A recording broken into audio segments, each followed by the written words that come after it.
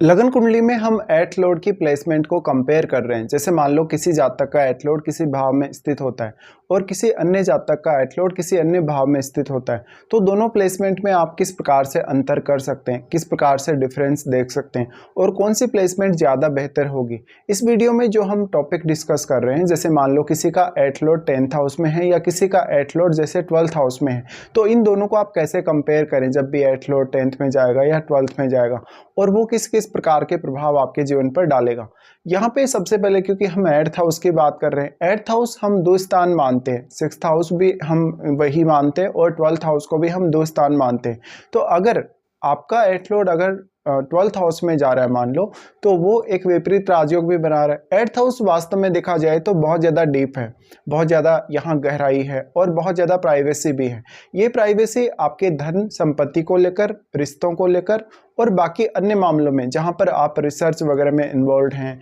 कोई जासूसी संबंधी कार्यों में इन्वॉल्व हैं, कोई बहुत गोपनीय कार्य आप कर रहे हैं उनमें आप इन्वॉल्व हैं, तब तो 8th हाउस है, उसके थ्रू जो भी आपको जीवन में गेन होंगे वो ऑल ऑफ सडन होंगे यहाँ पे। लेकिन प्लैनेट्स का रोल बहुत इंपॉर्टेंट होगा। भले ही आपका एट लॉर्ड किसी भी भाव में चला गया आपके चार्ट में, लेकिन 8th हाउस में बैठे हुए ग्रह को भी आप बिल्कुल भी इग्नोर नहीं कर सकते हैं। 8th हाउस जो है वो वास्तव में आपकी बहुत डीप थिंकिंग को बताता है, आप किसी भी विषय में कितना ज़्यादा गहराई तक जा सकते हैं, और यहाँ गहराई की कोई भी सीमा नहीं है। तो किसी भी विषय को लेकर आप जितना ज़्यादा गहराई तक जाते जाएंगे उतना ही ज़्यादा आपको गहराई और ज़्यादा नजर आएगी सामने। ऐसे में 8th हाउस में वो सारे कार्य आ सकते हैं जिनमें आप बहुत घंटों घंटों तक विश्लेषण करने में बिता देते हैं, बहुत लंबे लंबे समय तक लैब वगैरह में रिसर्च करने में बिता देते हैं, और उसके बाद भी बहुत ज़्यादा समय लगाने के बाद भी आप कोई फाइनल निष्कर्ष पर नहीं पहुंच पाते कभी कभी। तो वास्तव में अगर देखा जाए तो 8th हाउस का रिलेटेड अगर आप काम कर रहे हैं तो वहाँ पर आपका डेडिकेशन और आपकी वहाँ पर मेहनत भी बहुत ही ज़्यादा लगेगी। लेकिन 8th हाउस के थ्रू जो भी आपको सडन गेन होंगे, जो भी सडन चेंजेज आपकी लाइफ में आएंगे, वो आपके बिना मेहनत किए भी हो सकते हैं। जैसे यहाँ पर आपको आपके इन लॉज के थ्रू जो भी धन या संपत्ति मिलेगी, या कभी कभी आपको अपने माता पिता से भी कोई धन या संपत्ति मिलेगी, तो वो भी इस प्रकार से अगर देखा जाए तो यहाँ पर 8th हाउस का जो रोल है हमारी लाइफ में वो काफ़ी ज़्यादा विचित्र टाइप का है, जहाँ पर हम ये एक्सपेक्ट नहीं कर रहे होते कि 8th हाउस के थ्रू जो भी हमारे जीवन में चेंजेज आएंगे वो अच्छे हैं या वो खराब हैं। 8th हाउस वास्तव में ये भी बताता है कि आपका अपने इन लॉज के साथ संबंध कैसा रहेगा, और 8th हाउस आपके जीवन साथी का वेल्थ भी है, उनका धन भी है और उनकी स्पीच भी, वाणी भी। तो यहाँ पे कहीं ना कहीं अब जो भी प्लेनेट 8th हाउस में बैठेगा वो आपके इन रिश्तों को भी काफ़ी स्ट्रांगली प्रभावित करेगा, और आपको आपके जीवन साथी के माध्यम से कितना ज़्यादा धन या संपत्ति के रूप में सपोर्ट मिलेगा ये भी बताएगा। 8th हाउस ये दिखाता है कि वास्तव में मैरिज होने के बाद आपका जो मैरिज है वो कैसा चलेगा, आप यहाँ 8th हाउस से किस प्रकार से फ़ायदा उठा सकते हैं, किस प्रकार से आप गेन प्राप्त कर सकते हैं। 8th हाउस वास्तव में वो हाउस है जहाँ पर आपने कोई इन्वेस्टमेंट करी, आपने अपनी रेंटल इनकम बनाने के लिए कोई भी इन्वेस्टमेंट करी, या किसी भी अदर इनकम के लिए आपने कोई भी पैसा इन्वेस्ट किया, तो वहाँ पर आप जस्ट बैठ बैठ के देख रहे हैं, यानी आप बिल्कुल फ्री हैं इन्वेस्ट करके, और आपको वो वहाँ से जो गेन है वो ऑटोमेटिकली आ रहे हैं, आपको मिल रहा है। तो 8th हाउस कहीं ना कहीं जितना ज़्यादा मेहनत दिखा रहा है, जितना ज़्यादा हार्डवर्क दिखा रहा है, उतना ही ज़्यादा कहीं ना कहीं 8th हाउस में हमारे पास वो ऑप्शंस भी हैं जहाँ पर हम बिना मेहनत किए भी बहुत कुछ अचीव कर सकते हैं। लेकिन इसमें पहले जो आपका हार्डवर्क है वो ज़रूर होना चाहिए किसी भी पर्टिकुलर काम के प्रति। जैसे आप अगर रिसर्च ओरिएंटेड कोई काम कर रहे हैं तो वास्तव में उसके पीछे आपकी बहुत मेहनत लगी है पहले, और रिसर्च करने का जो स्टेज है आपका, उस तक आप बहुत हार्डवर्क करके पहुंचे हैं।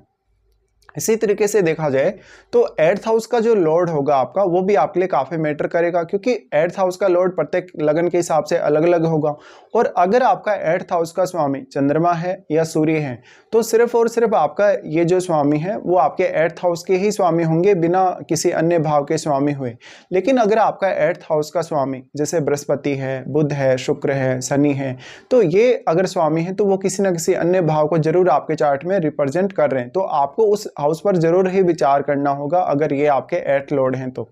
इस प्रकार से अगर देखा जाए, सबसे पहले जो हम यहाँ पे डिस्कस कर रहे हैं, जैसे किसी का 8th लॉर्ड 10th हाउस में चला गया, तो 8th लॉर्ड अगर 10th हाउस में चला गया तो अगर वो वहाँ अच्छी स्थिति में नहीं है 10th हाउस में, वहाँ वो हो सकता है वक्री होने से उसका रिजल्ट पूर्णतः बदल गया हो, अस्त होने से उसका रिजल्ट पूर्णतः बदल गया हो, और फिर वो आपके कैरियर में काफ़ी उतार चढ़ाव दिखाएगा। ये उतार चढ़ाव का जो प्रभाव है वो आपकी मानसिक स्थिति, आपके घरेलू सुख शांति पर काफ़ी स्ट्रांगली पड़ेगा और आपके नेम फेम पर भी पड़ेगा। अष्टम भाव का स्वामी अगर 10th हाउस में बैठे तो इस बात की संभावना बहुत ही ज़्यादा है कि आप कोई ना कोई अष्टम भाव से जुड़ा हुआ काम अपने जीवन में करेंगे, या फिर अगर आप काम नहीं करेंगे, मान लीजिए आप अष्टम भाव से जुड़े हुए किसी भी काम में इन्वॉल्व भी नहीं है, तो डायरेक्टली या इनडायरेक्टली जो अष्टम भाव का प्रभाव है फिर भी आपके प्रोफेशन पे आएगा ही आएगा। तो हो सकता है आपके प्रोफेशन में लगातार आपको उतार चढ़ाव देखने को मिले हों। वो उतार चढ़ाव आपके लिए बहुत पॉजिटिव भी हो सकते हैं और बहुत नेगेटिव भी हो सकते हैं। तो अष्टम भाव का स्वामी 10th हाउस में आए तो कैरियर को लेकर थोड़ा स्ट्रगल बढ़ा देता है या बहुत मेहनत आपकी बढ़ा देता है।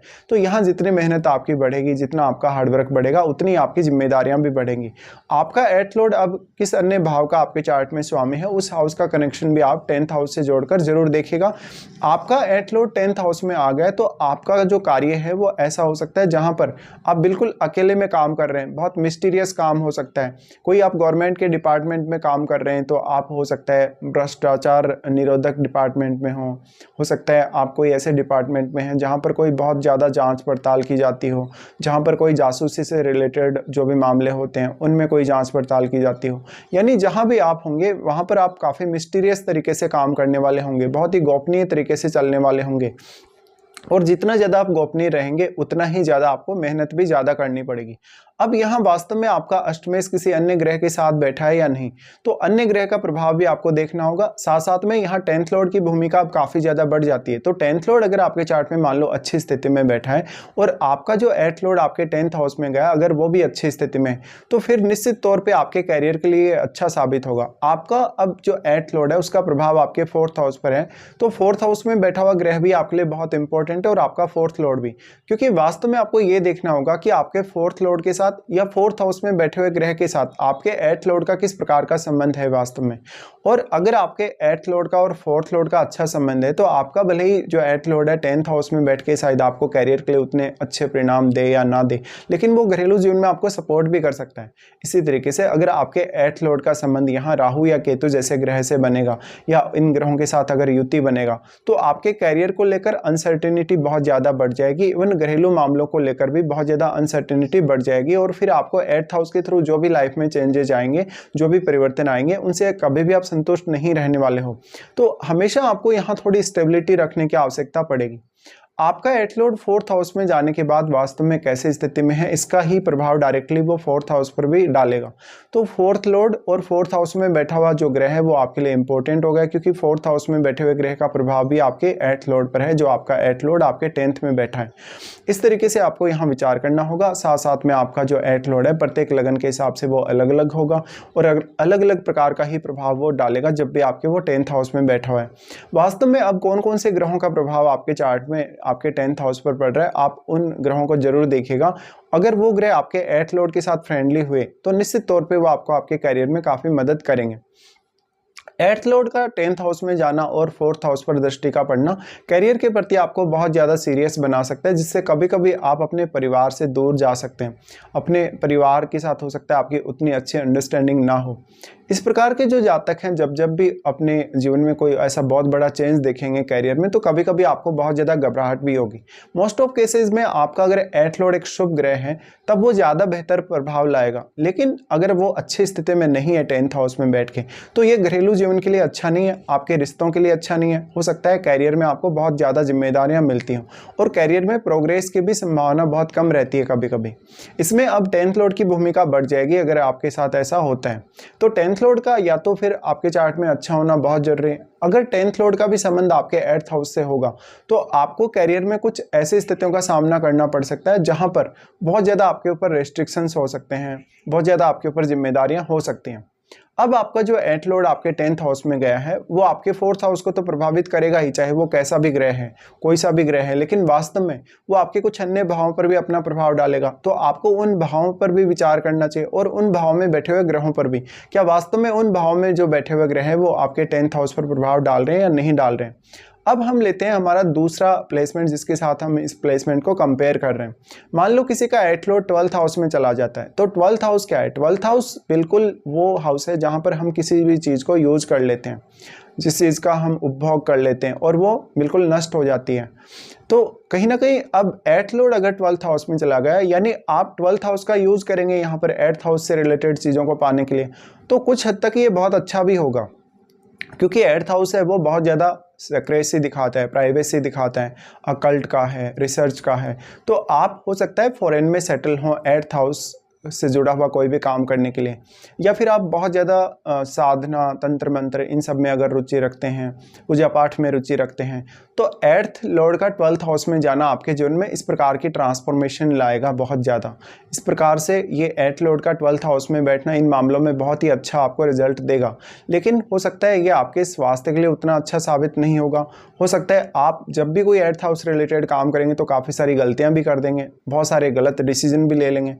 8th लॉर्ड का 12th हाउस में बैठना रिश्तों के लिए बहुत ही ज़्यादा रिस्की है। वैसे तो यहाँ विपरीत राजयोग बन रहा है, लेकिन निश्चित तौर पे आपको ये देखना होगा कि 8th लॉर्ड 12th हाउस में जाने के बाद वहाँ वो कैसी स्थिति में है, क्या वो वक्री तो नहीं है, क्या वो अस्त तो नहीं है, क्या वो किसी अन्य ग्रह से प्रभावित तो नहीं है, या वो राहु केतु के साथ तो नहीं बैठा है। अगर आपका 8th लॉर्ड एक शुभ ग्रह होगा तो आपको उन भावों को देखना चाहिए जिन अन्य भावों का वो स्वामी है। उन भावों के लिए आपको बहुत ज़्यादा मेहनत करने की आवश्यकता होगी, और 8th हाउस के लिए भी आपको काफ़ी मेहनत करने की आवश्यकता होगी, लेकिन इसमें आपके 12th लॉर्ड की भूमिका बहुत ही इंपॉर्टेंट होगी। और जो आपका 8th लॉर्ड आपके 12th हाउस में गया है वो आपके 6th हाउस को प्रभावित करेगा अपनी दृष्टि से, तो उसका रोल आपकी डेली लाइफ और डेली रूटीन में काफ़ी इंपॉर्टेंट हो जाता है। इसके साथ साथ आपके 6th हाउस में बैठे हुए ग्रह का प्रभाव भी पड़ेगा आपके 8th लॉर्ड पर, तो आपको उस पर भी विचार करना होगा।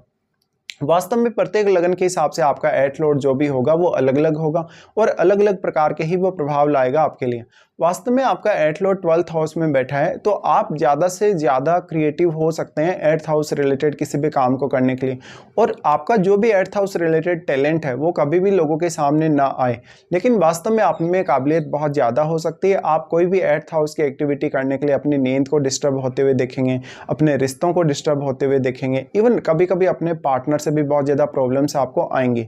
लेकिन 8th लॉर्ड का 12th हाउस में बैठना हमेशा ही नकारात्मक प्रभाव नहीं लाएगा, मोस्ट ऑफ केसेस में। लेकिन अगर शुभ ग्रह हुआ और अगर 12th हाउस में वो अच्छी स्थिति में नहीं बैठा है तब हो सकता है, या फिर आपका 12th लॉर्ड अच्छी स्थिति में नहीं है आपके चार्ट में, या जो भी आपका 8th लॉर्ड 12th हाउस में गया है वो आपके यहाँ पे जो 12th लॉर्ड के साथ संबंधों को लेकर कहीं ना कहीं प्रॉब्लम्स दिखा रहा हो, क्योंकि अगर आपका 8th लॉर्ड 12th लॉर्ड के साथ मित्रवत नहीं होगा तो आपको काफ़ी सारी प्रॉब्लम्स हो सकती हैं।